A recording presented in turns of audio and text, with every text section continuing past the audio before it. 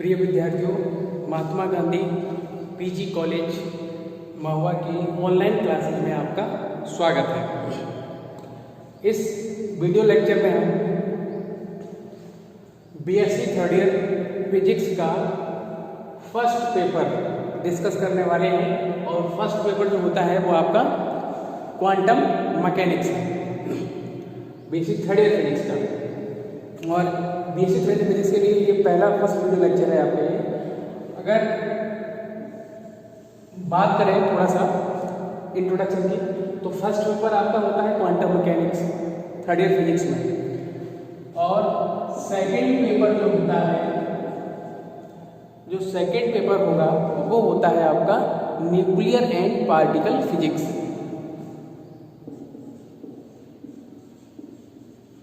Nuclear and particle physics, ये आपका second paper होता है। इसको अगर आप हिंदी में बात करना चाहें क्वांटम को, तो क्वांटम को हिंदी में क्वांटम ही कहते हैं। इसको डिस्कस करें पूरे पेपर में, ऐसी क्वांटम से संबंधित सारी चीज़ें हैं। और मैकेनिक्स को तो आप पढ़ते हैं, बीएससी फर्स्ट ईयर के पहले पेपर में आपने पढ़ा है मैकेनिक्स यांत्रिकी, तो क्वांटम यांत्रिकी यहाँ पर ये फर्स्ट पेपर का नाम है।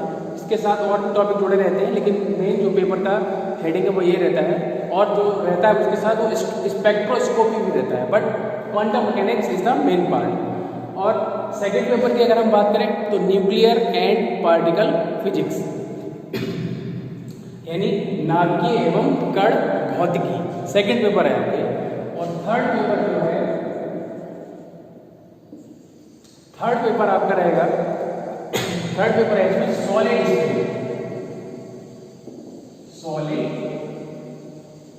स्टेट, ये आपका थर्ड पेपर है, सॉलिड स्टेट। ठीक है, आज इस वीडियो लेक्चर में हम फर्स्ट पेपर को डिस्कस करेंगे क्वांटम मैकेनिक्स में। एक चीज़ और जानते रहिए कि इन सभी पेपरों में फर्स्ट पेपर हो या सेकंड या थर्ड पेपर, फर्स्ट ईयर और second year, BSc first year और बीएससी सेकंड ईयर के फिजिक्स के सभी पेपरों में जितनी यूनिट होती थी, यानी चार यूनिट होती थी, उतनी ही unit BSc third year physics के सभी पेपरों में है। इस पेपर में भी 4 यूनिट है, सेकंड में भी 4 है और थर्ड में भी 4 है। ठीक है, तो आज क्वांटम मैकेनिक्स यानी कि first paper third year physics के आपके फर्स्ट वीडियो लेक्चर में स्टार्ट कर रहे हैं आपका।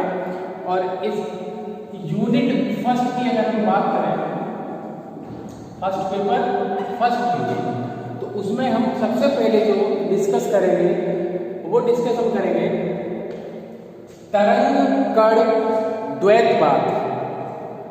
छोटी सी हेडिंग है, इसको समझिए, बेसिक हेडिंग है, तरंग कण द्वैतवाद।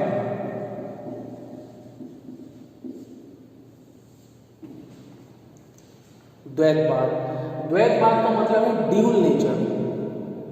ठीक है, यानी कि दो चरित्र हो, उसके दो पार्ट, दो पहलू हो, उसको बोलते हैं द्वैतवाद। तो तरंग कण द्वैतवाद इंग्लिश में अगर आप इसको समझोगे, इंग्लिश में इसको क्या किस तरीके से डिफाइन करेंगे हम, तो इंग्लिश का मतलब है वेव पार्टिकल ड्यूलिटी बोलते हैं इसको, वेव पार्टिकल ड्यूलिटी।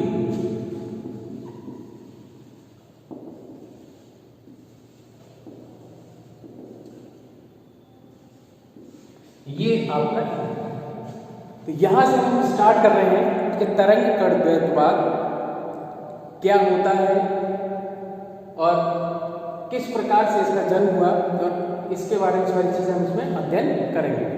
तो तरंग कण द्वैतवाद, वो इसमें 2 शब्द हैं, इसके हेडिंग से कुछ नहीं क्लियर हो रही है कि इसमें द्वैतवाद शब्द क्यों जुड़ गया, ड्यूल नेचर या ड्यूलिटी शब्द कैसे आ गया। तो एक तो शब्द है आपका तरंग और एक शब्द है आपका कण, वेव और पार्टिकल। तो देख तरंग कण द्वैतवाद क्या होता है कि कुछ घटनाएं जैसे प्रकाश वैद्युत प्रभाव,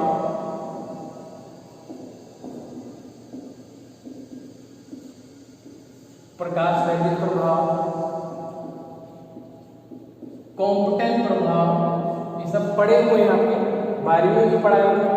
प्रकाश वैद्युत प्रभाव, कॉम्पटन प्रभाव अपने बीएससी सेकंड ईयर फिजिक्स के सेकंड पेपर मैथमेटिकल फिजिक्स में भी पढ़ा है, कॉम्पटन प्रभाव। कॉम्पिटेंट प्रभाव, प्रकाश वैद्युत प्रभाव, कॉम्पिटेंट प्रभाव। ये जो घटना है, ये जो प्रैक्टिकल है, ये इस बात को सिद्ध करते हैं कि विद्युत चुंबकीय विकिरण जो है उसमें कण के गुण होते हैं। किसके गुण होते हैं? विद्युत चुंबकीय विकिरण कह लीजिए या विद्युत चुंबकीय तरंगों में कण के भी गुण होते हैं। ये प्रकाश वैद्युत प्रभाव और कॉम्पिटेंट प्रभाव है, ये दोनों घटना ये सिद्ध करती हैं कि विद्युत चुंबकीय तरंगें, विद्युत चुंबकीय तरंगें किसका गुण रखती हैं? कण का या कण के समान, कैसे लिख दीजिए? कण के समान गुण प्रदर्शित करती है।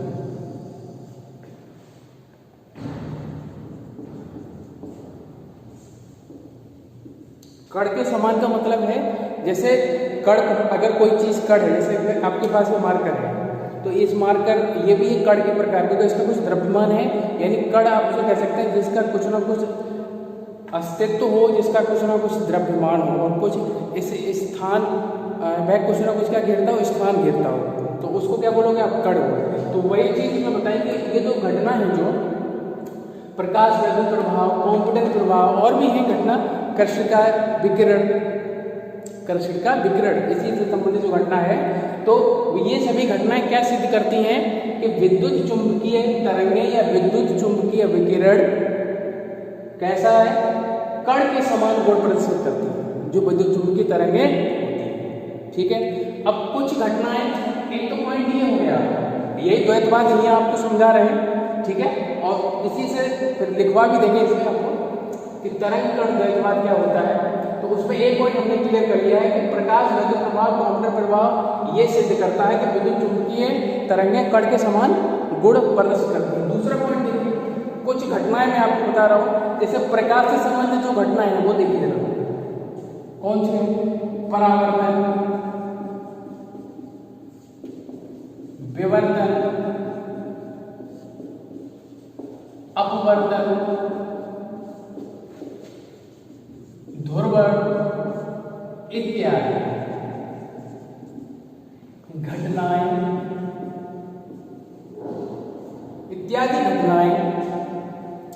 विद्युत चुंबकीय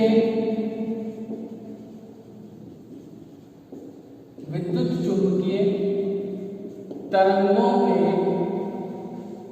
या विद्युत चुंबकीय विकिरण के तरंग होने के गुण को प्रदर्शित करती है। ये सभी घटनाएं आप पढ़ चुके हैं। ध्रुवण भी जानते हैं आप, अपवर्तन भी जानते हैं, विवर्तन भी जानते हैं और परावर्तन भी जानते हैं। फिर पुरानी पिछली क्लासों में आप इन सबका अध्ययन कर चुके हैं और इनका भी पढ़ चुके हैं। कॉम्पिटेंट आपने पढ़ा है, सेकेंड ईयर में पढ़ा। ठीक है, तो उसी के आधार पर यहाँ हमने बताया आपको कि परावर्तन, विवर्तन, अपवर्तन, ध्रुवण इत्यादि जो घटनाएं हैं विद्युत चुंबकीय तरंगों के या विद्युत चुंबकीय विकिरण, ऐसे लिख सकते हैं, तो एक ही बात है, क्योंकि यह तरंग दो बार आ जाएगा इसलिए यहाँ विकिरण लिखते हैं। विद्युत चुंबकीय विकिरण के तरंग होने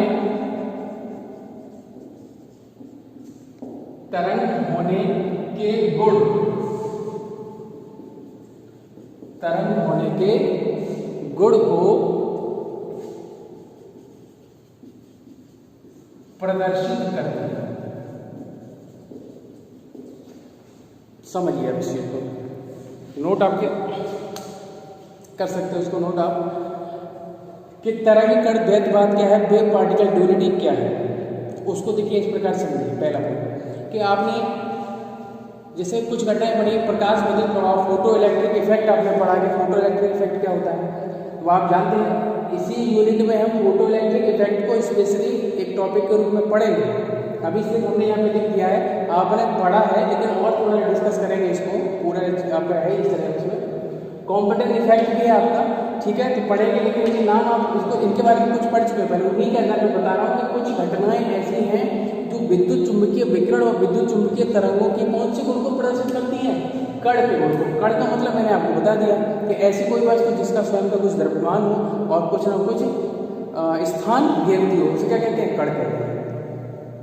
तो कड़ के भी गुण को प्रदर्शित करती है और विद्युत और कौन सी घटनाएं, परावर्तन, विवर्तन, अपवर्तन, ध्रुवण इत्यादि घटनाएं विद्युत चुंबकीय विकिरण के तरंग के गुण को प्रदर्शित करती है। यानी कि जो अब यहाँ से निष्कर्ष क्या निकलता है कि विद्युत चुंबकीय तरंगें जो है, विद्युत चुंबकीय जो विकिरण है वो कण के साथ कण जैसा भी व्यवहार करती है और तरंग जैसा भी व्यवहार करती है। यहाँ इस निष्कर्ष ये निकल जाता है और इसी को हम कहते हैं तरंग कण द्वैतवाद, वेव पार्टिकल डुअलिटी। यानी तरंग का भी गुण है उसमें और कण का भी गुण है। अब आगे और सारी चीजें क्लियर होंगी कि किस प्रकार से संभव है, तो उसी आधार में बता रहा हूँ कि इसी जो विद्युत चुंबकीय विकिरण है वो तरंग के गुण भी रखता है और कण के गुण। इसी को कहते हैं हम वेव पार्टिकल डुअलिटी और इसको बताया था डी ब्रॉगली ने। किसने बताया था? डी ब्रॉगली ने इसके बारे में बताया था। इससे संबंधित अगर कोई डाउट है आपका तो फिलहाल कोई डाउट नहीं, ये सिर्फ एक कॉन्सेप्ट है और उसी कॉन्सेप्ट को हमने समझाने की कोशिश की है। ठीक है, और फिर भी कोई डाउट हो तो आप पूछ लेना, बता दिया जाएगा।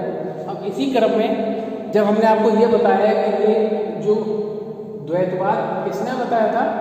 डी ब्रॉगली ने। तो डी ब्रॉगली ने ही आगे कुछ बताया था, उसको और देखते हैं कि क्या डी ब्रॉगली ने बताया था।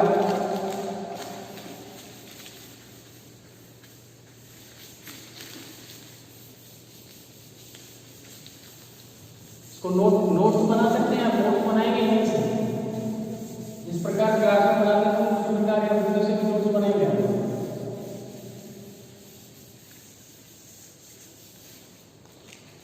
देखिए जरा, डी ब्रॉगली ने बता दिया कि तरंग कण द्वैतवाद का मतलब क्या है, उसने समझा दिया, इलेक्ट्रोमैग्नेटिक वेव्स के आधार पर समझा दिया। अब उसने अलग से एक अवधारणा दी थी जिसको हम डी ब्रॉगली अवधारणा कहते हैं। नेक्स्ट हेडिंग आपकी यही है, डी ब्रॉगली अवधारणा। डी ब्रॉगली अवधारणा या de Broglie concept. De Broglie concept क्या था, हम देखिए जरा। डी ब्रॉगली ने कह दिया था कि प्रत्येक कण के साथ, ऐसा नहीं, अब साधारणतः हमें क्या दिखाई देता है कि ये कण है, ये मार्कर है तो मार्कर दिखाई दिया, कण, ठीक है, तरंग वरंग हमको नहीं दिखाई देती है। लेकिन इसने बताया था, और ये सही बात है बिल्कुल, जो क्वांटम मैकेनिक्स आप पढ़ रहे हैं उसी आधार पर इसने बताया था कि प्रत्येक कण के साथ, प्रत्येक कण के साथ प्रत्येक कण के साथ एक या एक से अधिक, तो यहां एक बता दो, प्रत्येक कण के साथ तरंग संचरित होती है। प्रत्येक कण के साथ तरंग संचरित होती है, जो कि उस कण को दिशा निर्देशित करती है।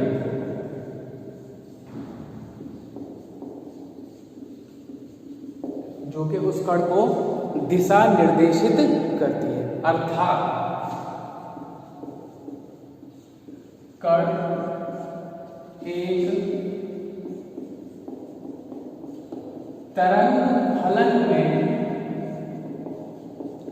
पाया जाता है। ये डी ब्रॉगली अवधारणा है। आपको मैं पढ़ के बता रहा हूँ, समझिए कि डी ब्रॉगली ने ये बताया था अपने कॉन्सेप्ट में कि प्रत्येक कण के साथ तरंग संचरित होती है, और वह जो तरंग होती है वह उस कण का मार्गदर्शन करती है, दिशा निर्देशित करती है कि उस कण को किधर चलना है, किधर जाना है। और इस ऊपर वाली पूरी लाइन से क्या कुछ निकलता है, अर्थात कण और तरंग दोनों क्या चलते हैं, साथ साथ चलते हैं। साथ साथ का मतलब है कि कण जो होता है वो किसी तरंग फलन में स्थित होता है, यानी कण के चारों तरफ तरंगों का क्या होता है, समूह होता है। कण के साथ या कण के चारों तरफ क्या होता है, तरंगों का समूह होता है, उसी को कहते हैं तरंग फलन। और यही चीज निष्कर्ष बाद में निकलता है कि प्रत्येक कण के साथ एक तरंग संचरित होती है जो कि उसको दिशा निर्देशित करती है, अर्थात कण जो है वो एक तरंग फलन में, एक तरंग में नहीं, तरंग फलन में कई तरंगें होती हैं, तो तरंग फलन में पाया जाता है। ये डी ब्रोगली की आपकी अवधारणा, ठीक है। और एक डी ब्रोगली संबंध भी है इससे, तो अगला जो है नेक्स्ट लेक्चर में आपको डी ब्रोगली संबंध क्या होता है उसके बारे में बताएंगे। तब तक इसको आप थोड़ा सा समझिए और कोशिश किया ना, कोई डाउट हो तो आपको बताया जाएगा कैसे आपको डाउट क्लियर करने, उसी हिसाब से चलेगा, ठीक है, सही है।